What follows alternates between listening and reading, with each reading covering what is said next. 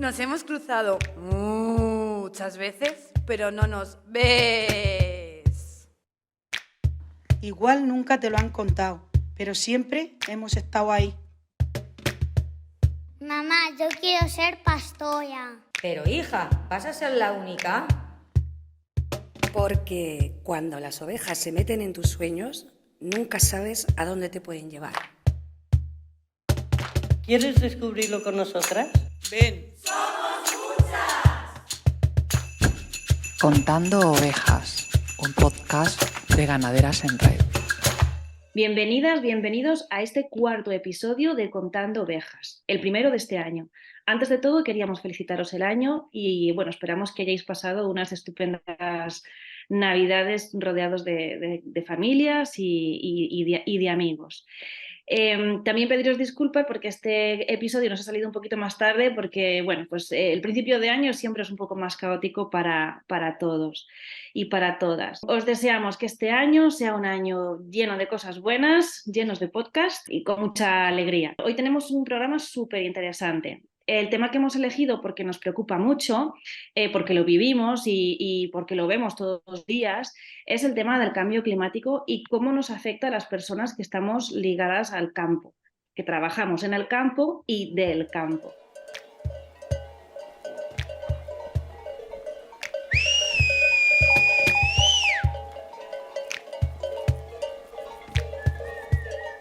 Y para esta charla tenemos con nosotras a varias compañeras que ya conocéis. Bueno, hola chicas, primero, ¿qué tal? Hola Paula. Buenos días. Como os comentaba, también tenemos con nosotros a Mireia, porque, bueno, Mireia es investigadora sobre ganadería extensiva y cambio climático, es edafóloga, que esto significa que es experta en suelos, entre otras muchas cosas, y actualmente trabaja en la Fundación Entre Tantos.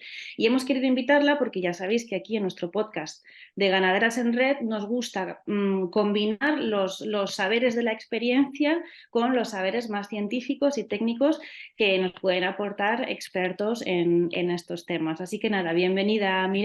Hola chicas, muchas gracias por invitarme. Es un gusto estar hoy aquí. Soy súper fan de GER, de Ganaderas en Red. Me parece una plataforma maravillosa y muy necesaria. Pues muchísimas gracias. Como comentaba en la introducción, las pastoras, las ganaderas, las agricultoras que vivimos en el campo y del campo estamos ligadísimas a la naturaleza, o sea, dependemos del clima, de la meteorología, del ecosistema, del suelo, dependemos absolutamente de todo lo que es nuestro medio para realizar la actividad que realizamos.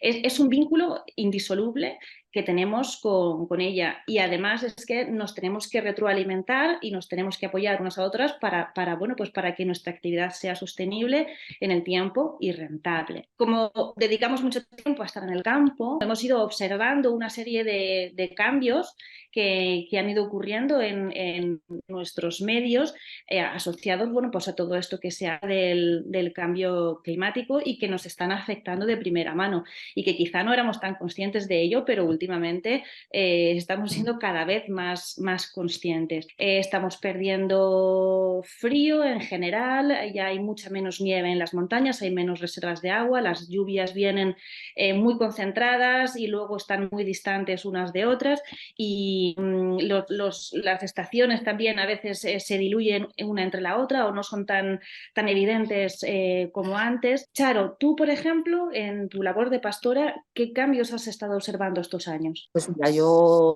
desde pequeña he estado con la ganadería porque mis padres tenían ganadería y luego como pastora propia, como autónoma, llevo 20 años aquí. Cuando llegué a esta zona, que es un parque natural maravilloso, todavía pues, se nevaba mucho en las sierras, incluso en las zonas más bajas, más en el valle, también casi todos los años teníamos nieve. Ahora ya ni se la ve ni se la espera. Vamos, si cae como mucho en los picos más altos de la montaña y poco más. Y sobre todo, lo que más nos afecta, por lo menos lo que es a mí, es en una zona con mucha muy fluvial como esta, que había manantiales y regueros por todas partes. Los manantiales han desaparecido completamente. No ¿Eso te quedan. complica en el día a día con tus ovejas? Claro, porque tienen que beber, tienes que llevarlas a beber a casa, claro. En casa tenemos pozo y allí tienes que llevarlas a beber. Claro, no puedes hacer distancias muy, muy largas porque evidentemente no tienes, no es como antes, que a lo mejor podías hacer varios kilómetros y siempre tenían un sitio donde poder beber. Ahora no, ahora tienes que retroceder para venir a casa. O las opciones que tenemos, llevar a lo mejor una cisterna con agua y tenerla en el campo, pero también tienes ya pues el manejo de que tienes que hacer eso, cada 2 o 3 días llevar el agua. Te implica una inversión también, tienes que tener una cisterna, tienes que tener un coche que pueda mover una cisterna y que pueda entrar en el campo. Tienes que tener pozo en la nave, quieras o no, que además hay que profundizar cada X tiempo porque poco a poco se va perdiendo el agua, incluso de los propios pozos. Que yo llevo muy poquito tiempo siendo ganadera, que llevo bueno, ya son 5 años, pero se ha notado. O sea, yo el primer año que vine aquí pasé un invierno horroroso, o sea, nevado, con muchísimo aire, muchísimo frío, y estos últimos, o sea, este ya ha sido como casi lo contrario. O sea, sí que llueve, pero no ha nevado en nada. O sea, no hemos tenido una nevada en todo lo que llevamos de invierno. Ni siquiera en la parte alta de las montañas, que normalmente aquí en Madrid, en lo que es la zona de Canencia, de la Morcuera, todas esas zonas siempre están nevadas. Ya en estas fechas no se ven nevadas. Luego el agua que ha dicho Charo, pues también al final nosotros estamos en una zona que por suerte es montaña y tenemos más acceso a agua, pero aún así en estos últimos años hemos tenido muchos problemas porque la poza no se nos ha llenado. Al final, pues como decía Charo, tienes que estar muy pendiente de dónde llevas los animales, cuánto caminan. En verano es complicadísimo. El resto del año, pues bueno, los animales se van adaptando. Como no pasan mucho calor, pues tampoco es tan horroroso, pero nosotros, por ejemplo, que hacemos ganadería regenerativa, nos está costando muchísimo porque hay zonas en las que no podemos hacer las rotaciones porque no hay agua. Y lo que has dicho tú, llevad una cisterna hasta allá arriba, ¿sabes? Según os oigo, lo que estoy pensando es, estamos notando cambios, son cambios evidentes. Ya hace, me atrevería a decir que 20 o más años, que desde distintos grupos de investigación y desde distintos grupos ecologistas se avisaba de que el cambio climático era una realidad y estaba avanzando. Desgraciadamente no ha habido una intervención acertada con el tema de cambio climático y ahora nos vemos ya en una situación donde los efectos del cambio climático son evidentes. Pero a mí lo que se me ocurre decir es que además a mayores, el cambio climático no es una cosa que ya haya sucedido y ahora nos tengamos que adaptar, sino que está sucediendo y se va agravando progresivamente. Y en ese sentido yo creo que tenemos que enfocar en cómo nos adaptamos a la nueva situación, pero sobre todo o en paralelo y de forma contundente habrá que ver cómo mitigamos, que es esa palabra que se utiliza para decir, a ver cómo frenamos este proceso de calentamiento del planeta Tierra, que va a traer consecuencias, si no lo frenamos, bastante graves para la ganadería, para el sector primario en general y para la población en general. La pregunta del millón, ¿estamos a tiempo de frenar esto? Pues yo creo que depende un poco de cómo seamos capaces de reaccionar todos y todas en conjunto. Tengo la sensación, y yo creo que eso igual es bastante compartido, de que desde luego desde los poderes económicos no va a haber una solución valiente a esto, porque son los principales interesados en este proceso de hiperconsumo e hipercontaminación que nos está llevando al cambio climático. Los poderes políticos, creo que, dada la propia dinámica de la política institucional, que debiera ser como un recambio cada 4 años, de manera que la visión de los políticos y políticas siempre es un poco cortoplacista, y esto requiere visiones a largo plazo y a medio plazo y soluciones valientes que no siempre van a ser del todo populares. Entonces creo que desde esos poderes no va a haber una solución clara. Creo que tenemos que ser la población en general la que clamemos por parar esta locura, ¿no? Esta situación que nos va a afectar negativamente a todas. En vuestra experiencia, ¿pensáis que en general, ampliando a más de GER, el grupo de ganaderos y ganaderas, de agricultores y agricultoras de nuestro país son tan conscientes de esto? Sí que se nota un poco diferencia en ese aspecto con lo que estamos hablando, ¿no? O sea, como que los ganaderos más jóvenes sí que veo que quieren hacer como otros tipos de manejo, ¿no? Más adaptados también en ganadería extensiva, obviamente, pues a la regeneración, al aprovechamiento, ¿no? De esos recursos que al fin y al cabo es lo mismo que se hacía antes, pero creo que hay como un cambio. Desde que se empezó a utilizar o a poder utilizar piensos y forrajes de fuera, que antes estaban baratísimos y ahora no, como que hay una brecha ahí en la que los ganaderos de toda la vida que llevan usando, que están como obsesionados con el pienso, con los forrajes, con estas cosas, no lo ven y lo están empezando a ver porque el pienso está carísimo y entonces como no pueden acceder a ello, entonces es como que vamos a ver qué pasa, por qué está pasando esto. Siguiendo un poco con el mismo razonamiento que estaba haciendo Laura. Claro, cuando empieza a haber pienso, empieza también a haber unas ayudas a lo que se llamaba la modernización, que entonces esas ayudas a la modernización realmente lo que hicieron fue que todo el mundo pensara que, bueno, que debía de aumentar la carga ganadera, porque así compensaba el tener más animales, le compensaba económicamente. Claro, al ir aumentando la carga ganadera, pues resulta que es a base de que existen los piensos y puedes comprarlos, pero cuando suben tanto de precio la situación, yo creo que cambia. Yo creo que ahora mismo la situación es tan mala que todo esto que muchas de nosotras venimos diciendo de que hay que ajustar, o sea, una visión más sostenible de que hay que ajustar las cargas ganaderas a los recursos pastables que tenemos y tal. Esto que tantos compañeros nuestros ganaderos lo han desechado porque era como antiguo, pues resulta que empieza a tener sentido, porque quizá mientras más te ajustes a los recursos pastables y comestibles que tienes en tu entorno, pues más económicamente vas a poder producir la carne. Bueno, pues hilando con lo que comentaban las compañeras Laura y Carmen sobre la dependencia de los piensos que vienen del exterior, una de las medidas de adaptación importantes que tienen que ver, por supuesto, con la alimentación del ganado, está muy relacionado con lo que ellas comentaban. La ganadería, antes de la era industrial, ¿no? Solo desde los últimos años, ha empezado a ser progresivamente más dependiente de piensos que vienen de muy lejos. De muy lejos quiere decir con gran impacto climático, porque hace falta combustibles fósiles, quemar combustibles fósiles para transportarlos hasta aquí, ¿verdad? Entonces, una de las medidas de adaptación importante y de mitigación también es hacer que la ganadería sea progresivamente otra vez menos dependiente de los piensos que vienen de fuera y estén más ligadas otra vez a los recursos del territorio, los pastos, los forrajes, etcétera, ¿no? Entonces, de ahí viene recuperar algunas medidas que dirán algunos que son como volver al pasado, pero en realidad es ir hacia el futuro, es recuperar o conservar aquello que sí tiene sentido en términos de sostenibilidad y en términos climáticos.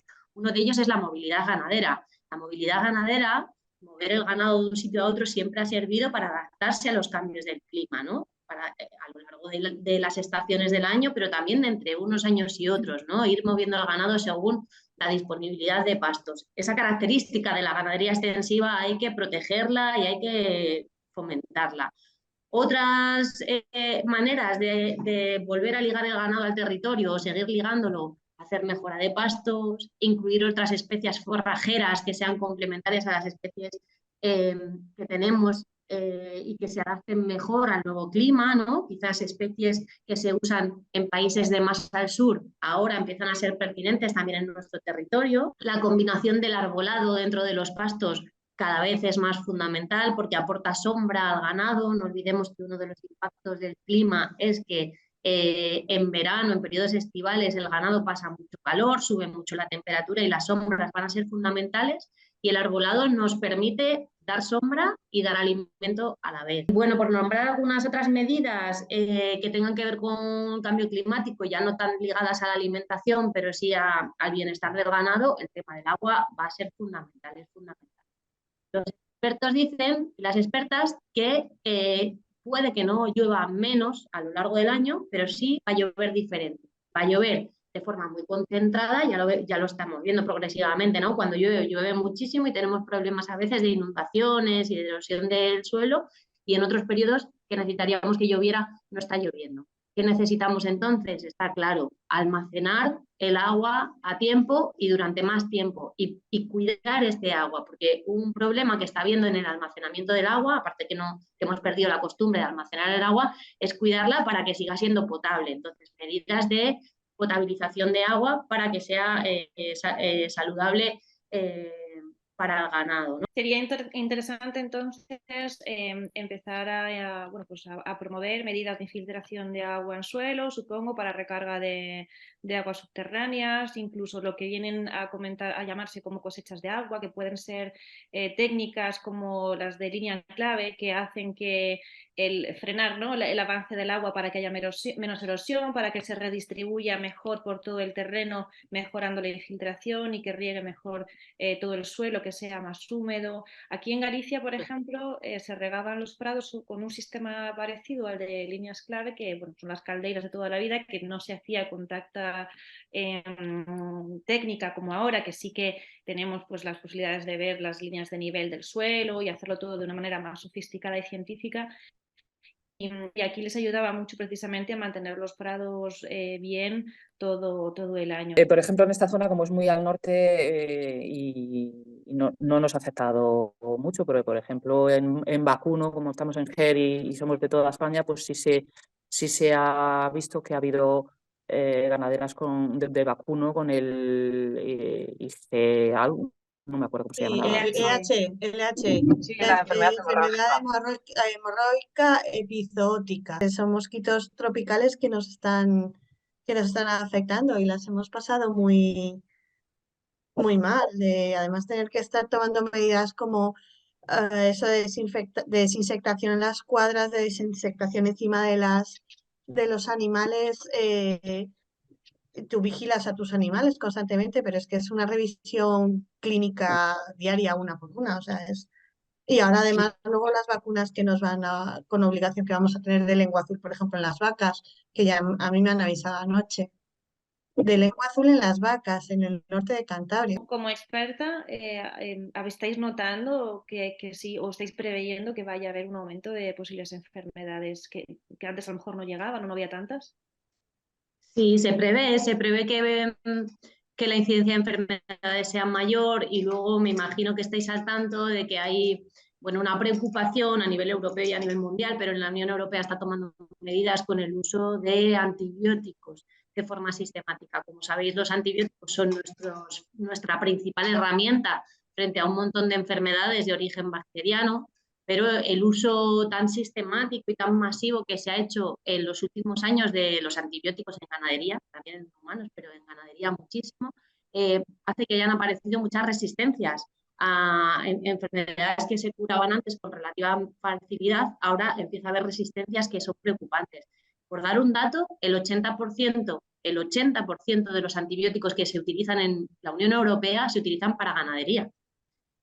Entonces ahora hay como un proyecto en la Unión Europea que está afectando a todos los países miembros de poner atención en esto e intentar reducir la cantidad de medicamentos que se utilizan de alguna manera para reservar esa herramienta para un futuro que puede ser un poco más complicado en cuanto a la gestión de enfermedades. Yo creo que habría que mencionar una cosa importante, y es que ya no solo son emergentes de otras zonas que vengan hasta aquí, sino que nuestras propias enfermedades que tenemos aquí presentes muchas veces se controlan o es más difícil que causen daños importantes, porque gracias a los ciclos no climáticos de verano, primavera, invierno, tal, consigues como frenar la presencia del microorganismo pertinente.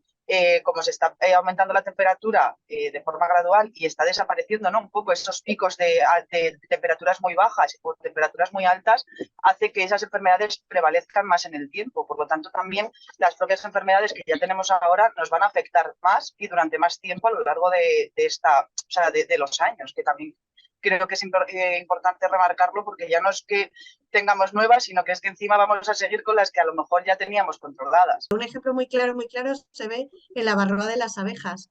El tratamiento que era súper efectivo en las abejas, hay que darle cuando está el pico más bajo de puesta de las abejas. Y como ya ese pico no se da de descenso de puesta, el tratamiento ya no es tan efectivo, ¿no?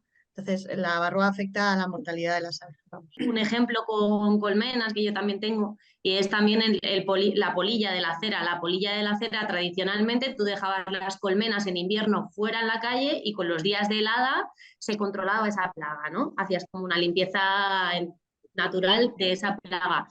La reducción de los días de helada en invierno nos está haciendo que una enfermedad que no requería de tratamiento, sino simplemente dejar las cajas en la calle, ahora requiera pues, una intervención más fuerte, ¿no? Es como el propio ciclo de clima nos ayudaba a controlar plagas que ahora pues, no paran en invierno o no son frenadas en invierno. Yo quería preguntaros en qué contribuye la ganadería extensiva a mitigar estos procesos de cambio climático, o al menos a no seguir aportando, ¿no? a este problema. Bueno, pues os cuento. Yo soy de Extremadura del Norte. Pues en la universidad ha habido una serie de estudios enfocados sobre todo en dehesa, que es lo que tenemos por aquí más abundante ligado a la ganadería, en los que demostrábamos que la huella de carbono de la ganadería extensiva bien ligada a territorio puede incluso llegar a ser neutra. Lo que creo que hay que reivindicar es que la ganadería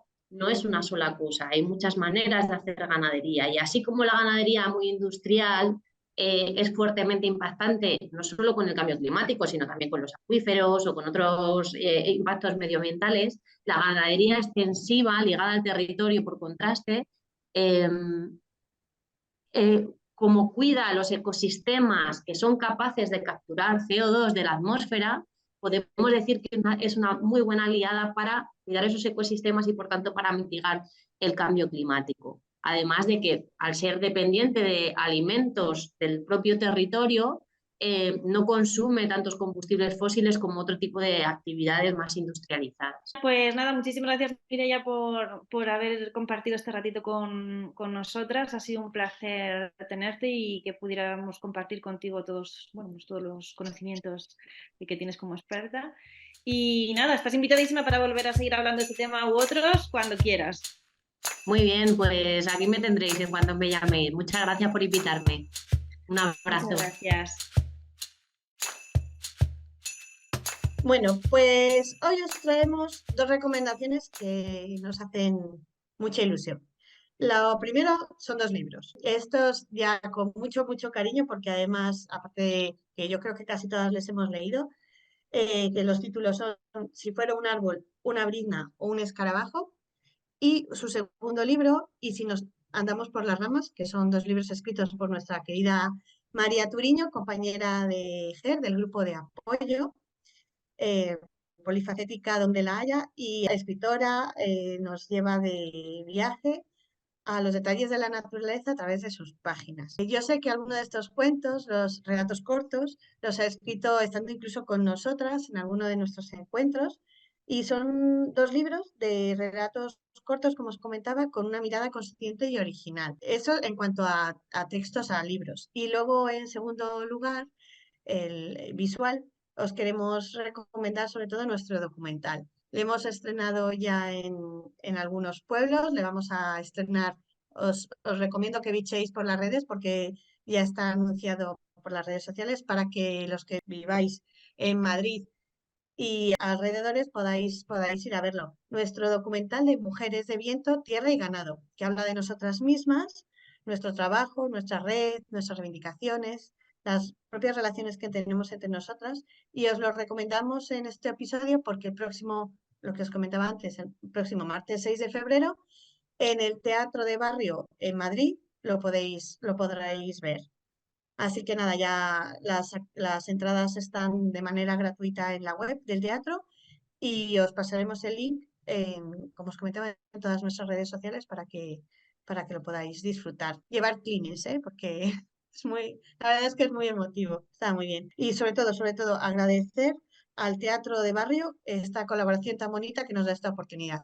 Y Lorena Álvarez pues también estará allí, que fue la que nos puso banda sonora a nuestras imágenes y a nuestros sentimientos. Pues dan muchísimas ganas de ir al teatro a ver este documental nuestro ahí en un ambiente no tan a gustito como es un teatro. Carmen, ¿qué nos traes para enero? Bueno, hola a todos, lo primero. En el podcast pasado estuviste viendo que hay personas que nos exponían cómo hacen un consumo responsable. Y bueno, yo os estuve explicando también lo del jamón ibérico. Ahora han pasado ya las fiestas y os quiero hacer algunos comentarios y hablar de una receta concreta. La verdad es que en estas fiestas, yo creo que todas las que hacemos venta directa, hemos vendido muy bien nuestros productos, pues por ejemplo, las piernas de cordero lechal, a mí que vendo cerdo ibérico, los lomos y las presas de los cerdos ibéricos, los solomillos, los entrecós de ternera, o sea, que realmente lo que han salido muy fácilmente son las piezas nobles. En cambio, cuando después cojo nuestro libro de sabores y raíces y busco las recetas que tenemos de carne, primero que nada más que encuentro 22 de las 90 recetas que tenemos, solamente 22 son de carne.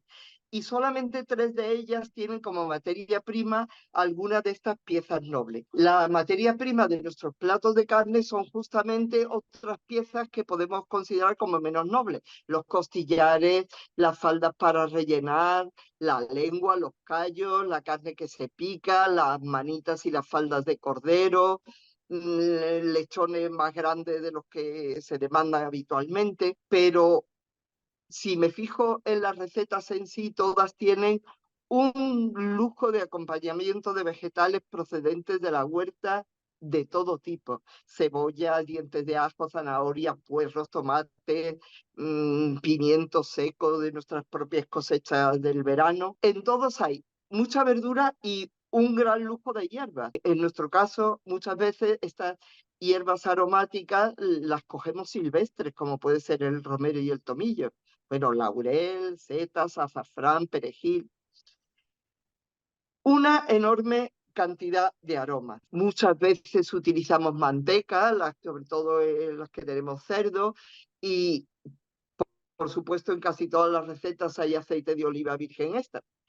Y muchas veces también hay vinos de cosechas propias, brujos, incluso miel en algunos casos. Estas recetas son de zonas muy diferentes, pero tienen en común que corresponden a esa cultura de aprovechamiento gastronómico de todas las partes de un animal. En definitiva, de lo que se trata es de convertir estas piezas en una riquísima comida festiva para tener con esas comidas y cerca de la candela, que en general casi siempre tenemos durante el invierno, pues tener unas conversaciones interminables. Ayer yo tenía una comida de amigos antes de que cada uno ya vuelva a conectarse del todo y no se pueda desligar de su trabajo, y pensé, bueno, ¿y qué hago? Entonces entré en la cámara frigorífica y ¿qué encontré? Pues ya os podéis imaginar, encontré cuellos de cordero, faldas, costillitas, riñoncitos, hígados, o sea, lo que hemos llamado las piezas menos nobles. Entonces cogí el libro y busqué una receta, y escogí una receta de nuestra amiga Santiago, de allí del altiplano de Almería, que se llama cordero a la lata, que ya el nombre es muy sugerente. Así que cogí mi bandeja de horno, que es más o menos una lata, corté las piezas de cordero, corté una cantidad equivalente de todas las hortalizas que tenía disponibles: patatas, tomates, puerros, zanahorias, y ya con eso tenía organizado lo que Santi llama en su receta una fiesta de colores. Luego lo salpiqué todo con especias, metí las ramitas de las hierbas aromáticas, con lo cual ya tenía montada también la fiesta de los aromas. Lo embadurné todo con las manos con aceite de oliva virgen extra, que lo acababa de traer del molino del pueblo. Lo mojé todo con un vino de la cosecha que ya estaba un poquito oxidado y por lo tanto un poquito amontillado. Todo eso lo metí en el horno a temperatura media durante 1 hora y media, como me dice Santi en la receta. De vez en cuando le di una vueltecita, y cuando lo saqué, pues una delicia. Tuvimos conversaciones toda la tarde. El cordero a la lata, una hogaza de pan de pueblo, unos dulces caseros y una candela dan para una maravillosa conversación amigable, que es verdaderamente lo que yo considero que es el placer de vivir. Pues ya sabéis, animaros a hacer el cordero a la lata. Pues muchísimas gracias, Carmen. La verdad que entre lo bien que lo cuentas todo y las recetas tan maravillosas que nos traes, se nos hace la boquilla agua cada vez que escuchamos tu sección de sabores y raíces. Que de verdad que está muy bueno, ¿eh? Está buenísimo. Pues nada, lo dicho, Carmen, un abrazo enorme y nos vemos en el siguiente podcast. Muy bien, un abrazo muy grande. Un abrazo. Pues nos queda nuestra sección de refranes, así que os dejo con Charo, que a ver qué nos ha traído hoy. Estamos todos expectantes. Hola a todos. Aquí estamos otra vez en esta sección de refranero del podcast. Hoy hemos elegido para la sección varios refranes que se basaban en el clima que correspondía a cada estación, en lo que era un clima equilibrado y normal. Y bueno, algunos de ellos os los comento. En abril aguas mil, lo normal es que abril fuera un mes muy lluvioso, 9 meses de invierno y 3 de infierno, septiembre o seca fuentes o se lleva a los puentes, junto con otra infinidad de refranes que había a este respecto del clima. Son un recordatorio de cómo debería comportarse en nuestro país y también de que cada año los refranes climáticos son menos representativos del clima que nos afecta ahora mismo en la actualidad. Como es lógico, ya que dependemos de la naturaleza, el clima no es un tema menor para las pastoras y la ganadería extensiva. Puede ser nuestro mayor aliado, nuestro peor enemigo. Prueba de ello ha sido este pasado año 2023, que ha sido un verdadero desastre para la ganadería extensiva y para la agricultura en general, y por lo tanto para los propios consumidores, que han tenido que pagar precios bastante más altos por su alimentación. En este año 2023 hemos sufrido todo tipo de consecuencias económicas y de manejo, y también emocionales, porque las implicaciones que de toda esta distorsión climática actual trae a nuestras vidas son bastante grandes. Primero fue la sequía, después las lluvias torrenciales, nos han obligado a una adaptación y a unas decisiones en muy cortos tiempos, o sea, en muy corto tiempo, que la ganadería extensiva o nuestro tipo de manejo no lo lleva muy bien, la verdad. Y el clima es tan parte de nuestras vidas casi como nuestros ojos, o como nuestros pies o nuestra cabeza, ¿no? Y el cambio climático nos está afectando como si fuera una grave enfermedad que va mal. Las pastoras respiramos y paladeamos clima, y normalmente yo, por ejemplo, me enfado un poco con cuando la gente dice «Uf, qué mal tiempo cuando está lloviendo», ¿no? Para nosotras no tiene ese significado como puede ser en una ciudad. Normalmente para el agro es importantísimo que llueva. Un clima equilibrado es vital para ejercer nuestro oficio, y saber un poco lo que nos depara el futuro también. Ello nos hace necesariamente observadoras de este entorno natural que nos rodea y nos deja vivir. Las cabañuelas, para que no lo sepa, son un método científico de predicción del clima heredado de nuestros antepasados y de cientos o miles de años observando el comportamiento de la meteorología. No podían dejar de ser una herramienta imprescindible para el trabajo de nosotras, de las pastoras.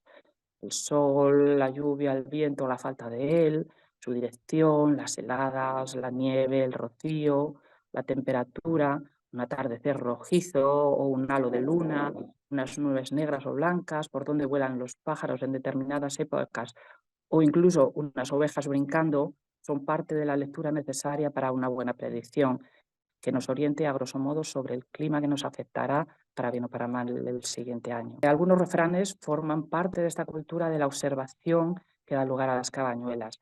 El cielo de lana, si no llueve hoy, lloverá mañana. Año de avispas, año de nieves y ventiscas, la luna de octubre, 7 lunas cubre, o cerco de luna, lluvia segura, son parte del refranero que ya nos deja una guía de cómo hacer estas predicciones. Algunas de nosotras hacemos año a año las cabañuelas y nos guiamos por ellas.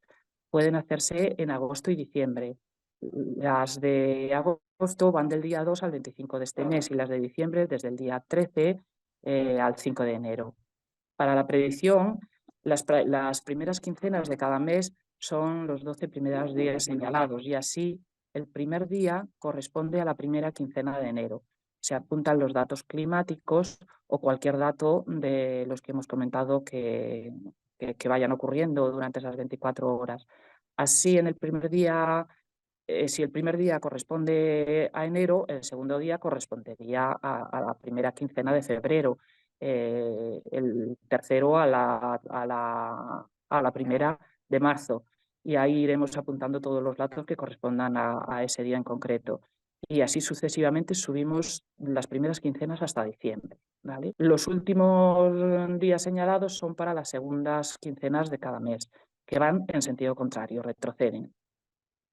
Los datos del 13º día de Cabañuelas corresponderían, por lo tanto, a la segunda quincena de diciembre y así los del 14º día corresponderían a la segunda quincena de noviembre e irían bajando sucesivamente hasta enero, el último día de Cabañuelas. Y nosotras, mientras las hacemos, todas tenemos un mismo deseo siempre en mente, ¿no? 24 días de equilibrio climático, que es ese bien tan preciado y tan necesario para nosotras. Así que, bueno, amigas y amigos, espero que os haya gustado esta pequeña explicación, que el clima os proteja a todos y hasta el próximo podcast. Muchísimas gracias, Charo, súper interesante. Bueno, pues con esta última sección, Charo, tan interesante, nos despedimos hasta el siguiente podcast. Esperamos que os haya gustado, que hayáis aprendido muchísimo y nada, pues lo dicho, nos vemos en febrero. Chao. Un beso muy grande. Chao. Adiós.